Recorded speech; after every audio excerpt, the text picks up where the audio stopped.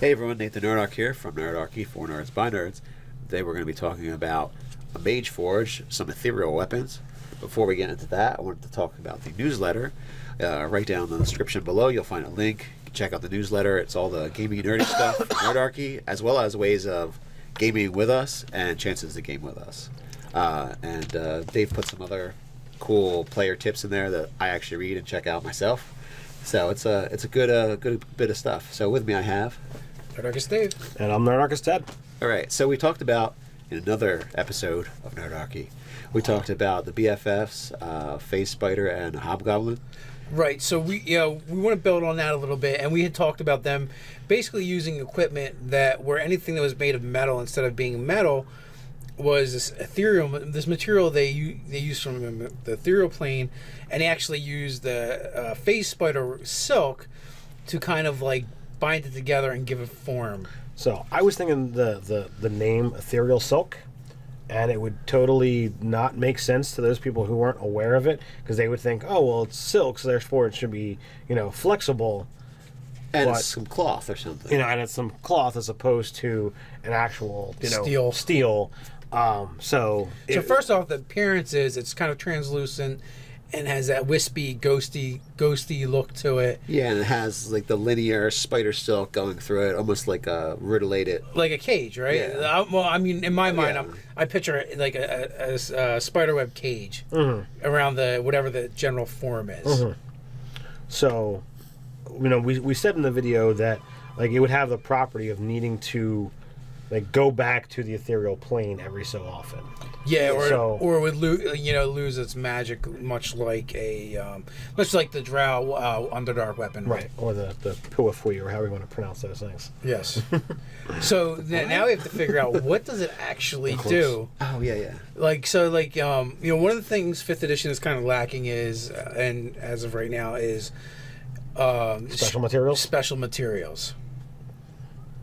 So we want to kind of bring some of that into it, where it's like it's not really a magic item per se, but it's still cooler than standard gear. Right. So we've got for the time being, unless you guys can come up with a better concept name, Ether Silk.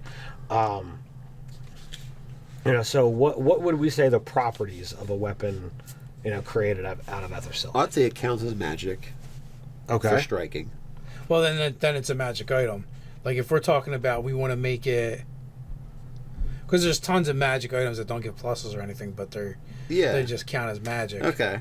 Well, that definitely ups property of it. Would it be really light? Or it would be really light. Ether cloud. Maybe it's considered magic, but only against creatures that are insubstantial. Oh, Ghosts. Okay. So something wraiths, that you would see. specters. Use the spell see ethereal to see. Yes. Or are from that area. If you have the ability to see into the ethereal plane, could you strike an ethereal creature from the prime? I would say so. Yeah, I can say it exists, and it can exist. It always exists in the ethereal plane as well. So that in and of itself is superb. So when the Hobgoblin army shows up in the ethereal plane, there's just all these pointy implements dangling around. You're like, what the heck? Yeah. So that it gives them the ability to just strike into the ethereal plane, and that's why they're able to strike those insubstantial monsters that require magic to be hit. But they're the only, but it's very specific. So it's conditional. Kind of niche. Monsters that will strike. Right. Okay. I would think like armor and shields made out of it would be, maybe they're almost weightless. Ooh. So, maybe they don't give disadvantage on stealth checks. Yeah, that's pretty good stuff. But I would make that like the only property, because even that is still pretty good, because there's magic items that kind of do that. Right. Yeah. So if you made plate equivalent of plate armor out of this, then you would not give disadvantage on stealth. Correct. Yeah, because That's a really cool property. It's about weightless. So it can strike ethereal beings. The weapons can strike ethereal beings, and the armor does not grant disadvantage. Okay. And it's light. Honestly. Talking like 50% light, or are we talking like I would think it's almost weightless. something lighter than that? Yeah. So putting on some heavy clothing. Weight would be negligible. Yeah. Okay. It's kind of what I'm thinking anyway. It might even be too good. I don't know. But, it's something to play with. It's well, an still idea to hit hammer regular out. magic creatures, so I'd consider it not too good. Well, so- not good enough. So the only question is it's going to be rare because it's created by this combination of hobgoblins and phase spiders, and it has the requirement of having to go back to the ethereal plane every so often. So if you don't have a character who can do that, it's not going to be all that worthwhile. Or maybe you could have some kind of alchemical essence of ether or something like that you'd have to coat it in, like oiling a sword or something like that. Yeah, but that almost sounds just as hard to get as the actual thing itself. Yeah. So I mean, but so you are could we at least talking- pay some cash to get to continue having. All right, the item. so really what this is like the drow magic items. This is a way to use magic items against your players, but don't let them have them. Yeah, So are we talking once a week, once a month? I think once a week is okay. Yeah, we'll go with once a week. We'll make them we'll make it slightly easier than the drow. What is the drow? Is that A day. every day? Yeah, Okay. I think every day. So But the Underdark's also easier to get to than the other planes. So we say it. So it has to spend an hour a week needs to be in the ethereal plane, Yes. or Or it begins to fade. It just Fast. it fades, like it just. It's a lot like remember playing that game Ghosts and Goblins? 1 minute you're fighting in your armor, and the next minute you're fighting in your underwear. Yeah.